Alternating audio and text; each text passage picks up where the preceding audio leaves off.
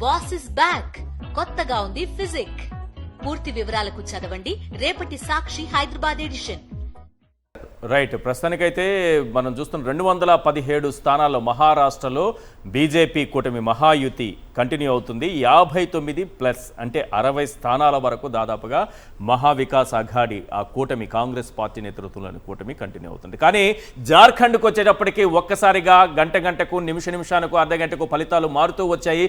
మొదట్లో కనిపించినటువంటి సానుకూల పరిస్థితి ఎన్డీఏకి బీజేపీ కూటమికి ఏమాత్రం కనిపించట్లేదు. ప్రస్తుతం కాంగ్రెస్ జేఎంఎం కూటమి ఆధిక్యంలో దూసుకుపోతోంది. మ్యాజిక్ ఫిగర్ ను దాటి మరి ముందుకు వెళ్ళినటువంటి పరిస్థితి కనిపిస్తోంది. దాదాపు 51 స్థానాలలో కాంగ్రెస్ జేఎంఎం కూటమి ముందంజలో ఉంది. జార్ఖండ్ లో మెజారిటీ దిశగా కాంగ్రెస్ కూటమి దూసుకుపోతోంది.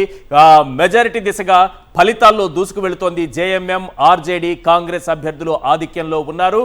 ముఖ్యంగా సీఎం సోరెన్ దంపతులు వాళ్ళ ప్రభావం అనేది చాలా క్లియర్ గా కనిపించింది. ఎన్ని ఈడీ కేసులు ఉన్నప్పటికీ కూడా అది ఈ ఎన్నికలపైన ప్రభావం చూపలేకపోయింది.